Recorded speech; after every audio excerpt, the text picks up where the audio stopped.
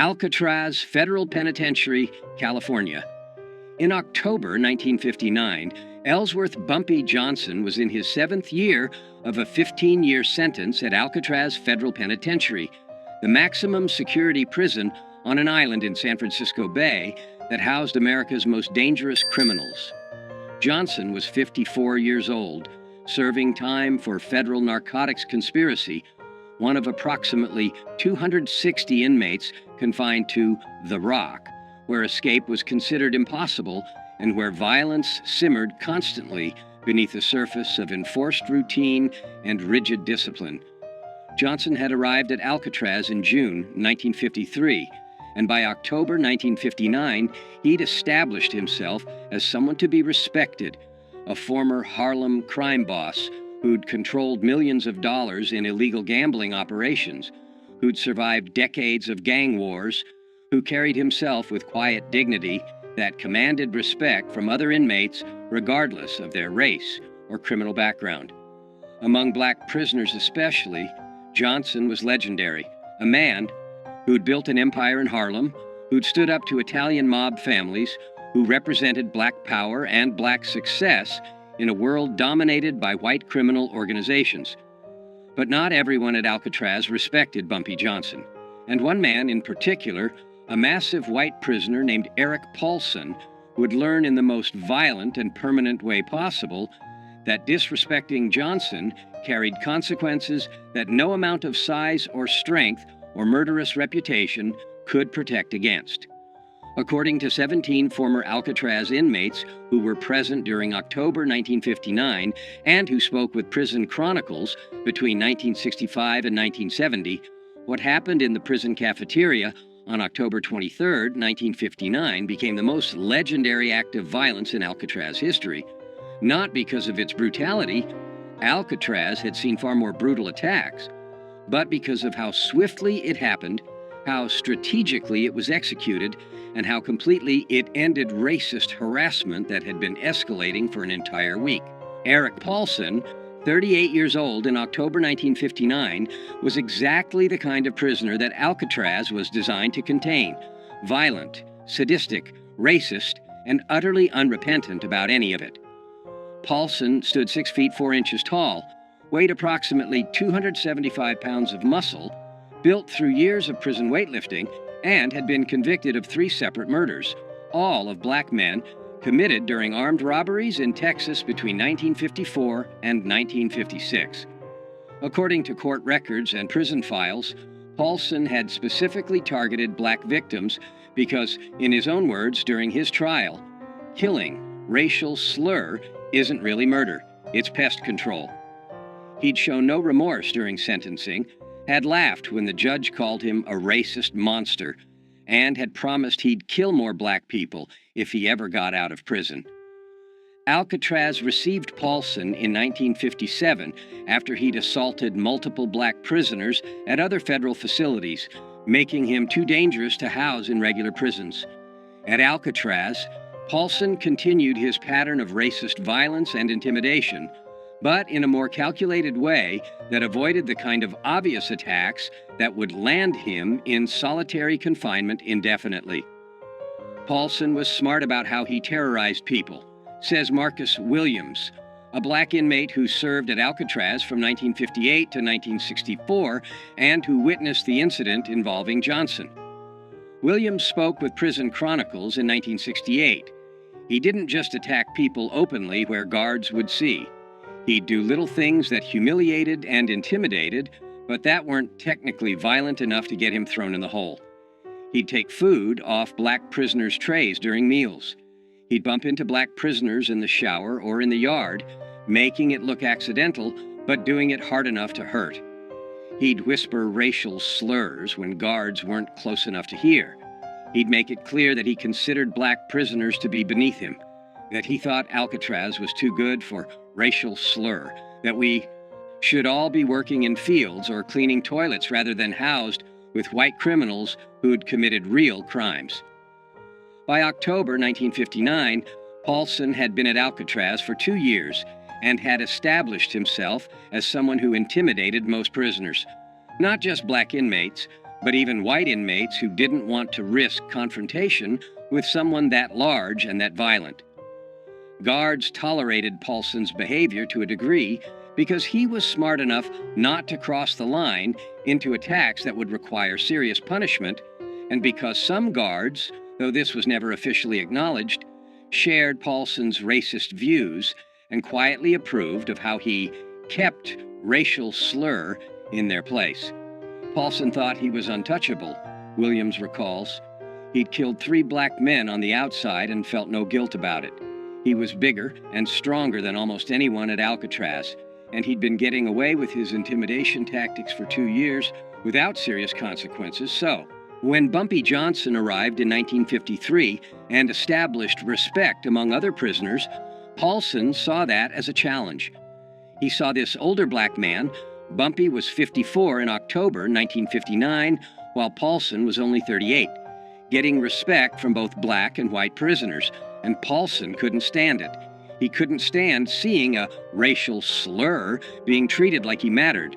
So Paulson decided he was going to humiliate Bumpy, break him down, show everyone that no racial slur was above being put in his place by a superior white man. The escalating confrontation between Eric Paulson and Bumpy Johnson began on Friday, October 16, 1959, during the lunch meal period in Alcatraz's main cafeteria. According to witnesses, Johnson was sitting at a table with 3 other black inmates, eating quietly, when Paulson walked past carrying his own tray. Without breaking stride, Paulson reached down and took Johnson's dessert, a small piece of apple pie that was part of the standard meal, and continued walking to his own table, where he sat down and ate the pie while staring at Johnson with obvious contempt. According to witnesses, Johnson looked at where his dessert had been, looked at Paulson eating it, and then returned to eating his own meal without any visible reaction. Everyone at Bumpy's table was ready to fight, Williams recalls. We were ready to stand up and confront Paulson for disrespecting Bumpy like that. But Bumpy just shook his head slightly, telling us to stay calm, and kept eating like nothing had happened. We didn't understand at first. We thought maybe Bumpy was afraid of Paulson because Paulson was so big. But later we understood Bumpy was giving Paulson rope to hang himself. Bumpy was letting Paulson think he could get away with disrespect so that Paulson would keep escalating until he crossed the line where Bumpy could respond with overwhelming violence that would be justified as self-defense. The second incident occurred on Monday, October 19th, in the communal shower area. Johnson was showering when Paulson entered, walked directly toward Johnson despite plenty of other shower stations being available, and shoved Johnson hard enough that Johnson slipped on the wet floor and had to catch himself against the wall to avoid falling. "That's my shower," racial slur, Paulson said loudly enough that everyone in the shower area heard clearly. "Find another one. This one's for white men only." According to witnesses, Johnson stood up slowly, water dripping from his body, and looked at Paulson for several seconds without speaking. Then Johnson simply moved to a different shower station and finished washing without saying anything or showing any anger. Again, everyone watching thought Bumpy was being weak, Williams says. Paulson had just physically assaulted him and used a racial slur, and Bumpy just walked away. But those of us who knew Bumpy from his reputation understood what he was doing. He was making Paulson confident. He was making Paulson think Bumpy was an easy target who could be pushed around, and that confidence would make Paulson careless. The third incident occurred on Wednesday, October 21st, during the outdoor recreation period, when inmates were allowed in the prison yard for 1 hour. Johnson was walking the perimeter of the yard with 2 other inmates when Paulson deliberately blocked their path. "Get out of my way, racial slur," Paulson said, standing directly in front of Johnson. "I walk straight. You walk around. That's how it works in here. White men walk straight. Racial slurs walk around." According to witnesses, Johnson looked at Paulson for a moment, then simply stepped off the path and walked around him without responding to the racial slur or the confrontation. Paulson laughed loudly and called after Johnson, "That's right, racial slur. You know your place. You keep walking around white men like a good racial slur should." By Wednesday evening, October 21st, everyone at Alcatraz was talking about the confrontations between Paulson and Johnson. Some inmates thought Johnson was showing weakness by not responding to Paulson's provocations. Others, particularly older inmates who understood prison politics better, suspected Johnson was planning something and was waiting for the right moment. "I talked to Bumpy Wednesday night in our cell block," Williams recalls. "I asked him why he wasn't standing up to Paulson, and Bumpy smiled slightly and said, 'I'm giving him enough rope to hang himself. Right now, if I attack him, guards will see it as me starting a fight and I'll go to solitary. But if I let him keep pushing, eventually he'll do something that crosses the line. And then I can respond in a way that guards will understand was justified. Be patient. This will resolve itself very soon.'"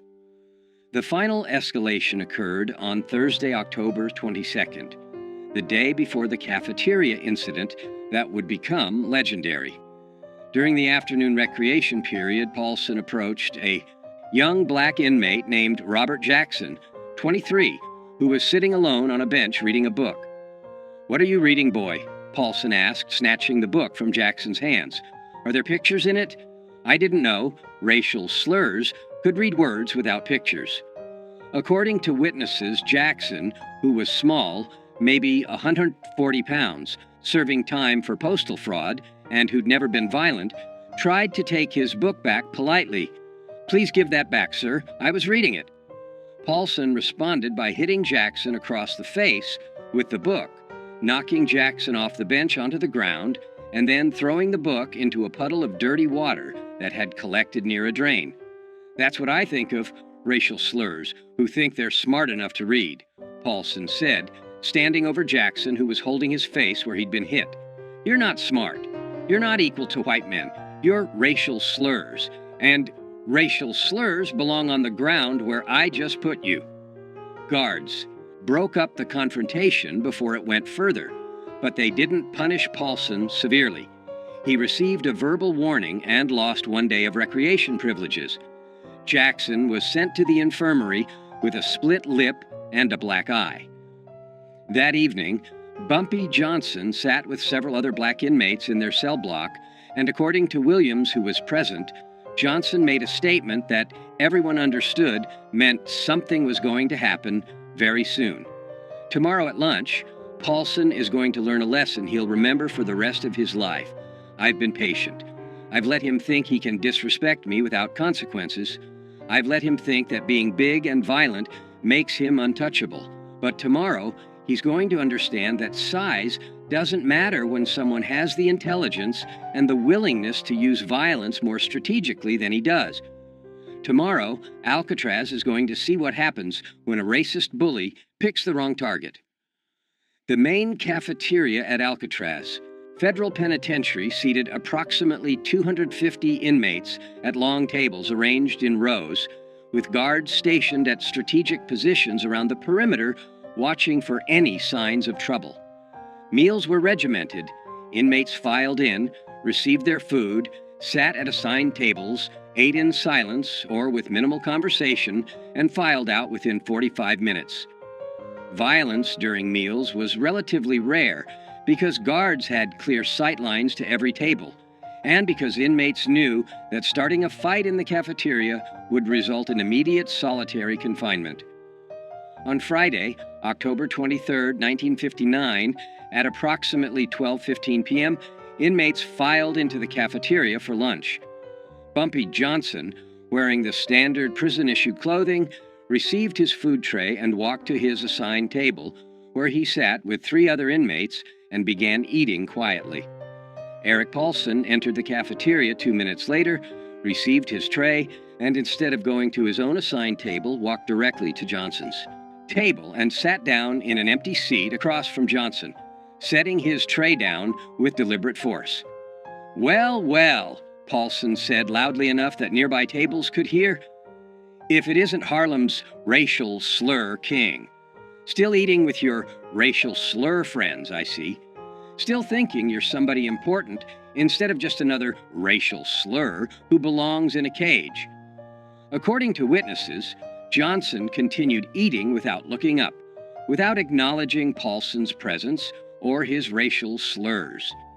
This non-response seemed to anger Paulson, who wanted a reaction. "You ignoring me, boy?" Paulson said, leaning forward across the table toward Johnson. "You think you're too good to respond when a white man talks to you? Let me explain something. Racial slur. You're not too good for anything. You're a racial slur. That means you're beneath me. That means when I talk to you, you respond respectfully or you face consequences." Paulson then turned his attention to Robert Jackson, the young inmate Paulson had hit with a book the previous day, who was sitting 3 tables away. Jackson's face still showed bruising from where Paulson had struck him. "Hey, racial slur boy," Paulson shouted across the cafeteria at Jackson. "How's your face feeling today? You learn your lesson about reading books you're not smart enough to understand? Maybe I need to come over there and teach you another lesson." Jackson, according to witnesses, looked down at his food, trying to avoid Paulson's attention, clearly terrified. Some of the other black inmates at Jackson's table started to stand up, preparing to defend him if Paulson approached, but guards shouted for everyone to remain seated. And then Bumpy Johnson stood up. According to 17 witnesses who saw what happened next, the entire sequence of events lasted approximately 3 to 4 seconds. Johnson stood up from his seat at the table, and as he stood, his right hand moved to his waist, where his prison shirt was tucked, into his pants. In one smooth motion that was so fast that most witnesses didn't clearly see it happen, Johnson withdrew something from where it had been hidden against his body. A blade approximately 4 inches long that had been fashioned from a piece of metal sharpened to a razor edge, a weapon that in prison parlance was called a shank, and that experienced inmates could make from various materials and hide in ways that even thorough searches often missed. Johnson walked around the table toward where Paulson was sitting, moving quickly but not running, covering the 8 feet between them in approximately 2 seconds. Paulson saw Johnson approaching and started to stand up, his hands moving to defend himself or to attack. But Johnson was faster. Johnson's right arm moved in a horizontal slash across Paulson's face from left to right, a motion that took less than 1 second, and the shank's blade cut a deep gash across Paulson's face from his left cheekbone to his right jaw, opening a wound approximately 7 inches long that immediately began pouring blood. Paulson screamed, a sound witnesses describe as shock and pain combined, and his hands went to his face, trying to stop the blood that was now flowing down his neck and onto his prison shirt. But Johnson wasn't finished. Before guards could react, before Paulson could defend himself, before anyone could intervene, Johnson's arm moved again, this time in an upward diagonal slash from lower right to upper left, and the blade cut another deep gash across Paulson's face, this one crossing the first wound at an angle and catching Paulson's right eye, slicing through the eyelid and into the eye itself. Paulson collapsed backwards, falling over the bench he'd been sitting on, landing on the cafeteria floor in a spreading pool of his own blood, screaming continuously now, his hands covering his ruined eye, blood streaming through his fingers. The entire cafeteria erupted in chaos. Guards rushed toward the scene, blowing whistles, shouting orders for everyone to get down on the floor. Inmates scattered or dove under tables. Within 15 seconds, 5 guards had surrounded Johnson with weapons drawn, while 2 other guards went to Paulson, who was writhing on the floor, blood pooling around him from the 2 facial wounds. Johnson dropped the blade on the floor, held his hands up to show he was no longer armed, and allowed guards to force him to the ground and handcuff him without resistance. But before guards could drag Johnson away, before they could get Paulson medical attention, Johnson said one sentence that every witness heard clearly, and that would be repeated in prisons across America for the next 50 years. "Touch that young brother again, call him one more racial slur, and next time you won't visit a doctor, you'll visit God." Eric Paulson survived the attack, but was permanently disfigured and partially blinded. The first slash across his face required 127 stitches and left a scar that ran from his left cheekbone to his right jaw, a mark that he would carry for the rest of his life. The second slash destroyed his right eye completely, requiring emergency surgery to remove what remained of the eyeball and leaving Paulson blind on his right side permanently. Paulson was transferred to the prison hospital, where he remained for 2 weeks, recovering from his injuries. According to medical staff who treated him, Paulson was a changed man after the attack, quiet, withdrawn, no longer aggressive or threatening. The physical damage was severe, but the psychological damage was perhaps worse. Paulson had believed himself to be untouchable because of his size and his violent reputation, and Johnson had destroyed that belief in 3 seconds. Paulson never threatened another black prisoner after that attack, says Williams. He'd learned what every bully eventually learns if they live long enough. Size and strength don't matter when someone has a weapon, and the willingness to use it without hesitation. Bumpy had shown Paulson, had shown everyone at Alcatraz, that being 275 pounds of muscle meant nothing against someone who understood violence at a deeper level, who could strike faster than you could defend, who could permanently damage you before you even realized you were in danger. Bumpy Johnson was immediately placed in solitary confinement pending investigation. The investigation lasted 2 weeks and included interviews with dozens of witnesses. What investigators discovered was exactly what Johnson had calculated. Multiple witnesses testified that Paulson had been harassing and threatening black prisoners for weeks, including taking Johnson's food, shoving Johnson in the showers, blocking Johnson's path in the yard, and using racial slurs constantly. Witnesses testified that Paulson had physically assaulted Robert Jackson the day before the cafeteria incident, hitting him with a book and knocking him to the ground while calling him racial slurs. Witnesses testified that on the day of the attack, Paulson had sat at Johnson's table uninvited, had used racial slurs toward Johnson repeatedly, and had then threatened Jackson across the cafeteria. Johnson's own statement to investigators was simple and consistent. "I defended myself and another inmate from a racist prisoner who'd been threatening us for a week. I used the minimum force necessary to ensure he would stop threatening us.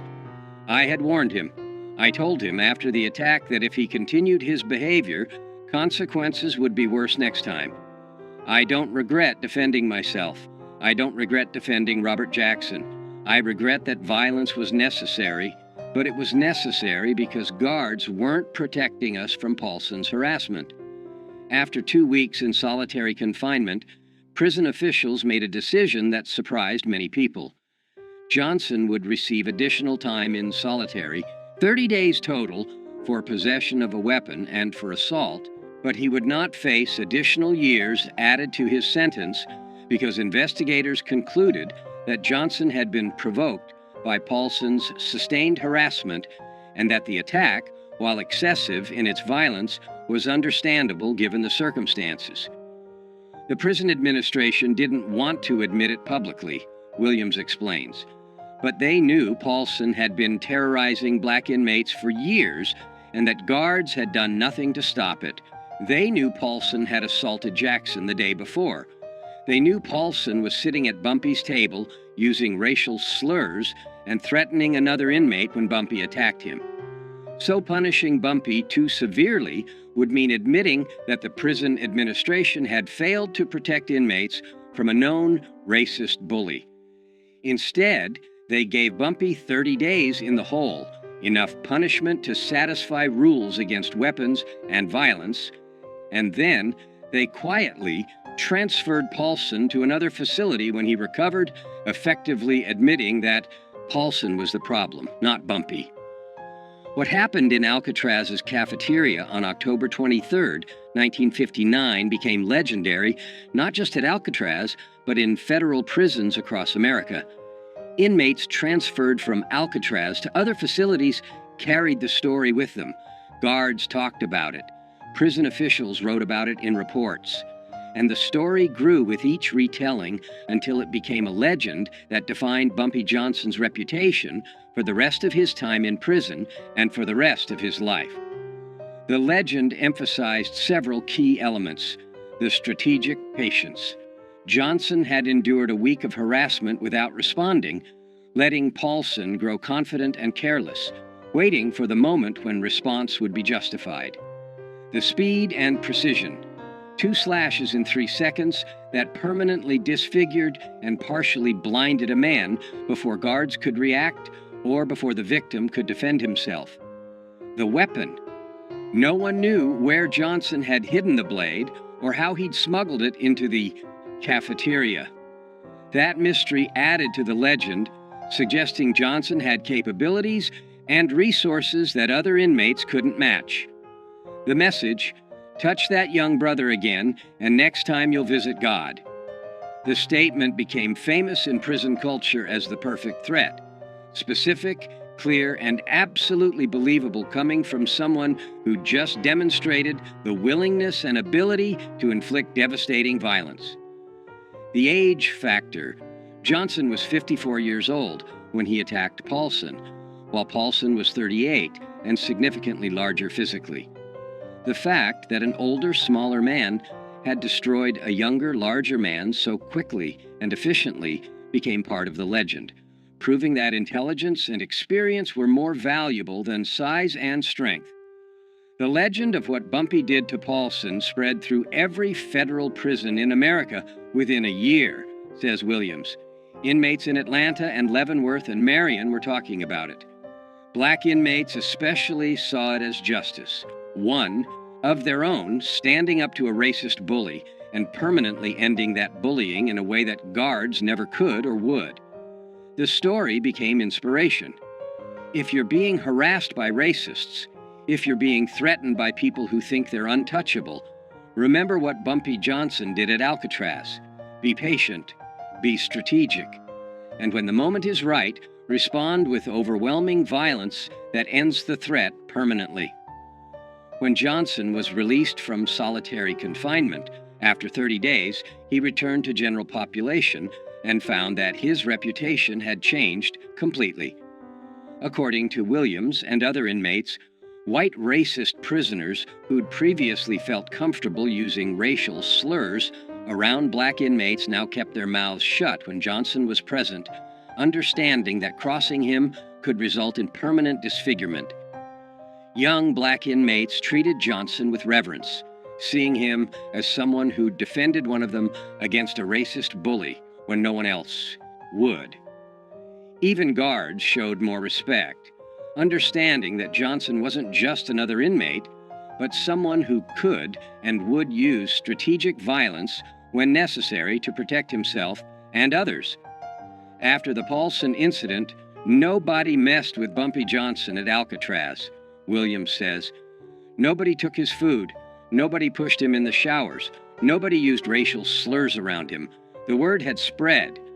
Bumpy Johnson might be 54 years old, might look like an aging criminal who's past his prime, but he's more dangerous than men half his age because he's smarter, more patient, and willing to use violence with surgical precision when he needs to.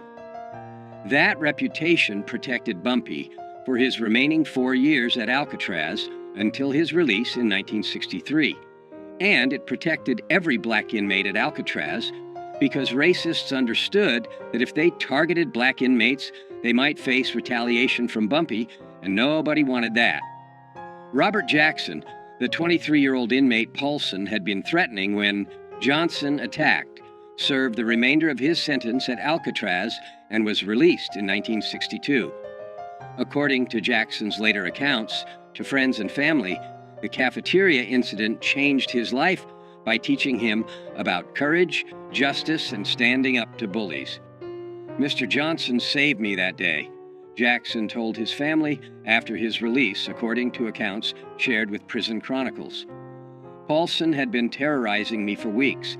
I'm small, I'm not violent, I couldn't defend myself against someone that big. I thought I'd have to endure his abuse for my entire sentence. And then Mr. Johnson, who barely knew me, who had no obligation to help me, stood up and permanently ended the threat in 3 seconds. He risked additional prison time to defend me.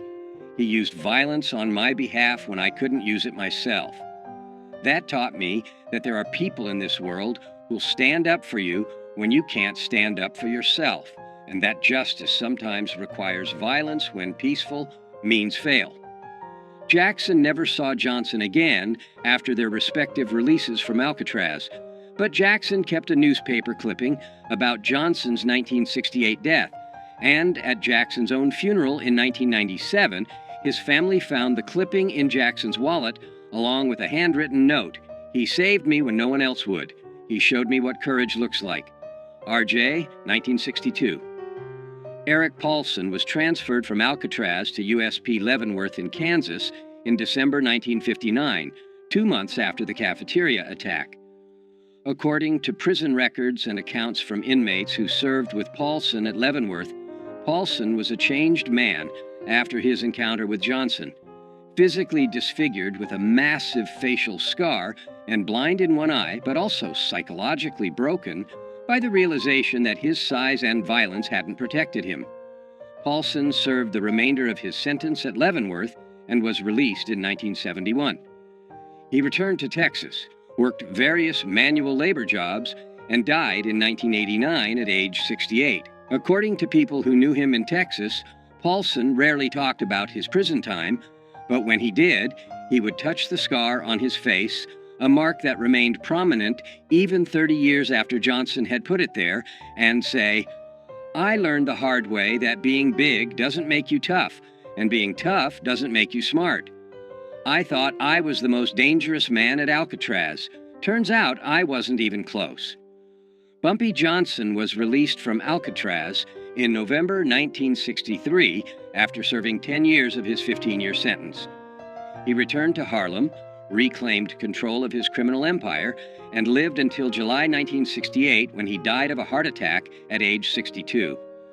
But the story of what Johnson did to Eric Paulson in the Alcatraz cafeteria on October 23, 1959, outlived Johnson by decades.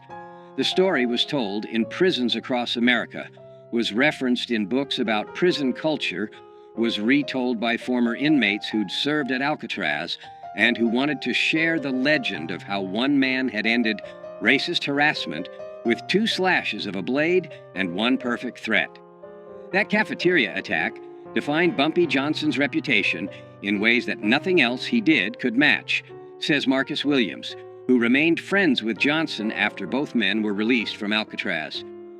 Everyone knew Bumpy had been a successful criminal in Harlem. Everyone knew he'd survived gang wars and built an empire. But the Alcatraz incident showed something deeper. It showed that even at 54 years old, even after years in prison, Bumpy was still the most dangerous person in any room because he combined intelligence with absolute willingness to use strategic violence. That combination, patience, intelligence, and overwhelming violence applied at exactly the right moment, that's what made Bumpy legendary. Not the violence itself, but the strategic brilliance of how and when he used it. The phrase, "Next time you'll visit God," Johnson's threat to Paulson after the attack, became one of the most quoted lines in prison culture, used by inmates across America as a way to warn potential enemies that escalation beyond a certain point would result in death rather than just injury. And the legend of the attack itself, 2 cuts across the face in 3 seconds, blood everywhere, a racist bully permanently disfigured and blinded, became a cautionary tale about what happens when bullies pick the wrong target, when racists assume that their size or their violence makes them untouchable, when prisoners forget that the quietest, oldest inmate might be the most dangerous person in the entire facility. That was October 23, 1959. That was the day Eric Paulson learned that Bumpy Johnson, at 54 years old, decades past his physical prime, was still capable of violence that would make a 275-pound triple murderer scream in terror. That was the slice that became legend, The attack that showed every prisoner in America that age doesn't diminish danger when intelligence and strategic thinking guide. The violence. That was the 3 seconds that proved why you never, ever disrespect Bumpy Johnson. Because he'll give you enough rope to hang yourself, and then he'll cut you so fast and so precisely that you'll be bleeding before you realize you've been attacked, and you'll carry the scars of your mistake for the rest of your life.